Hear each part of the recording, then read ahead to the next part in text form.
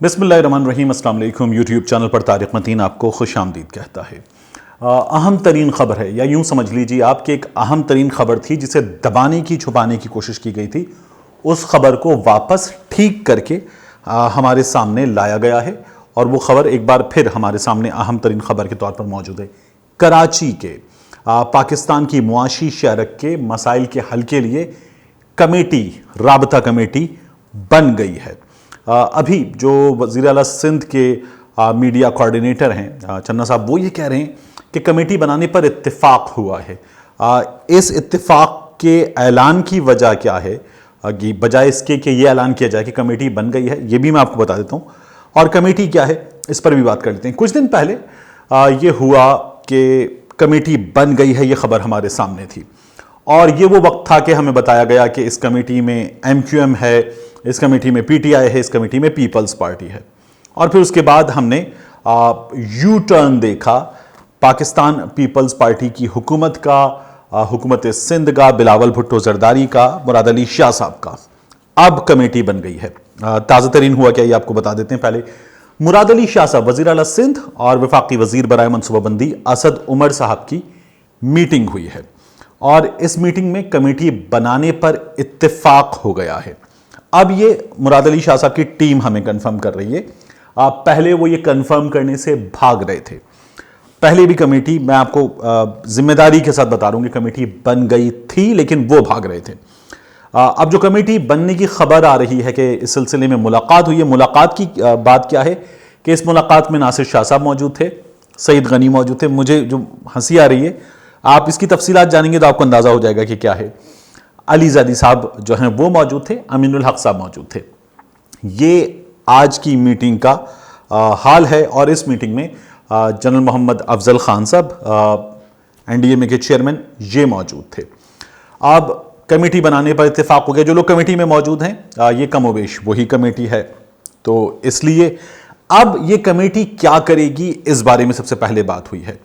बात ये हुई है कि कमेटी जो है वो पुल बनेगी हुकूमत सिंध और वफाकी हुकूमत के दरमियान। जो वफाकी हुकूमत कराची के लिए करना चाहती है उन मंसूबों के हवाले से, उन चीज़ों के हवाले से ये कमेटी पुल का किरदार अदा करेगी और दोनों चीज़ों को, दोनों हुकूमतों को, दोनों बॉडीज़ को एक जगह पर लेकर आएगी। कमेटी बहुत सारी चीज़ें जो है वो अंजाम देगी और इसका एक मैंडेट होगा, सर्टन मैंडेट होगा। इस सिलसिले में मीटिंग्स होंगी।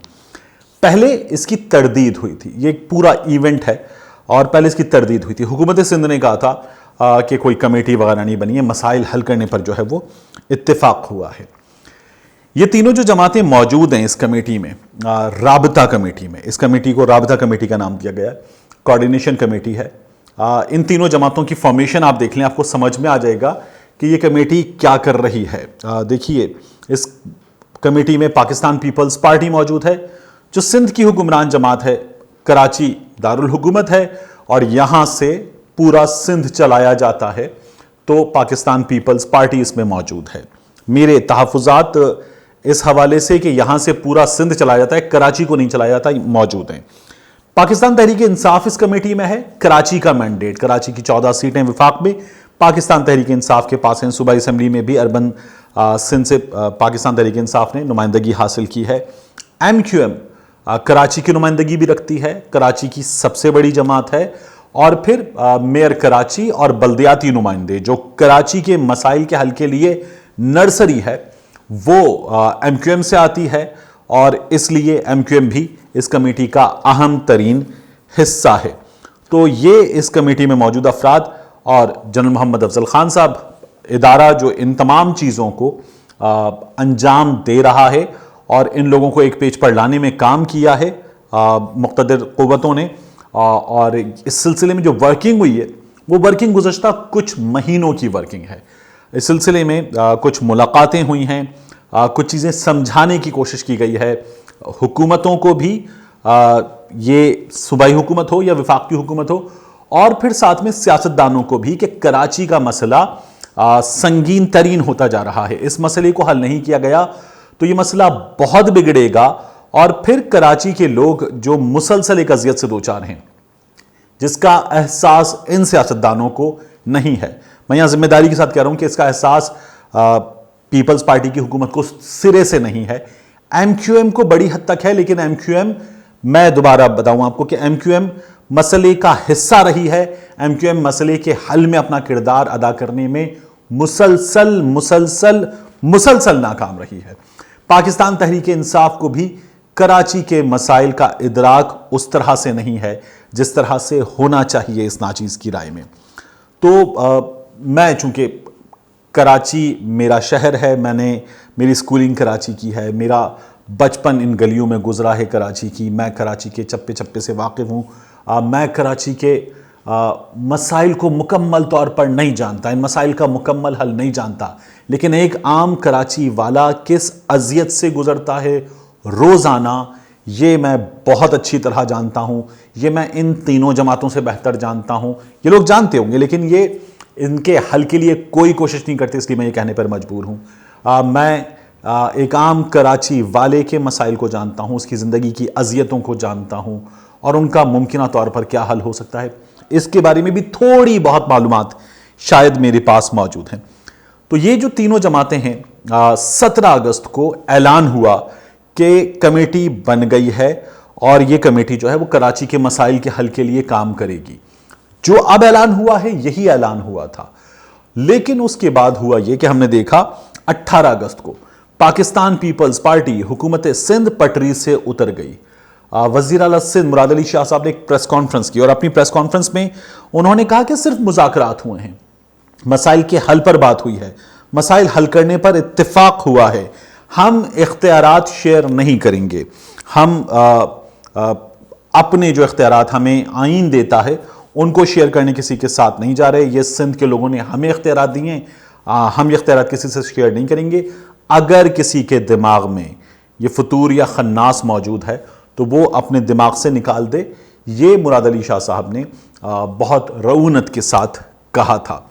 لیکن پھر اس کے بعد اب یہ کمیٹی بن گئی ہے. اس درمیان میں جو ڈیولپمنٹ ہوئی وہ ڈیولپمنٹ بہت اہم ہے. عدالت عظمیٰ نے کراچی کے مسائل پر میئر کراچی کو جو جھاڑ پلائی, جس کے بعد انہوں نے کہا کہ مجھے ہیوملیٹ کیا گیا, میرے ووٹ کو ہیوملیٹ کیا گیا, کراچی کے لوگوں کو ہیوملیٹ کیا گیا, لیکن میئر کراچی کے مسائل کے حل میں ناکام رہے ہیں. میئر کراچی کے پاس جتنا وہ رونا روتے ہیں کہ اختیارات نہیں ہیں, وہ 50% ٹھیک ہو سکتا ہے, ان کے پاس 50% کے قریب اختیارات ہیں, لیکن انہوں نے ان کا بھی استعمال نہیں کیا. میئر کراچی پر کرپشن کے سنگین الزامات ہیں اور میں آپ کو کراچی کو جاننے کی بنا پر, کراچی کے مسائل کو جاننے کی بنا پر, کراچی کے رپورٹرز کو جاننے کی بنا پر اور بہت ساری چیزوں کو جاننے کی بنا پر یہ بتاؤں کہ میئر کراچی پر کرپشن کے بہت سنگین الزامات ہیں اور یہ الزامات آنے والے دنوں میں دیکھیں گے آپ کہ یہ بہت سنگین صورت اختیار کریں گے. Mayor Karachi is about to depart, out going mayor ہیں. آپ کو ان کے حوالے سے کرپشن کے سنگین ترین کیسز نظر آئیں گے. حکومت سندھ کراچی کے مسائل کے حوالے سے سپریم کورٹ کی جب ہم بات کر رہے ہیں تو حکومت سندھ کی ناکامی قرار دیا chief justice Pakistan mister justice Gulzar Ahmed صاحب نے, اور انہوں نے کہا کہ وفاق اگر یہاں مسائل حل کرنے کے لیے مداخلت پر مجبور ہے تو اس کی وجہ یہ ہے کہ یہ حکومت سندھ کی مکمل ناکامی ہے. تینوں جماعتیں جو ہیں یہ مخالف جماعتیں ایک دوسرے کی.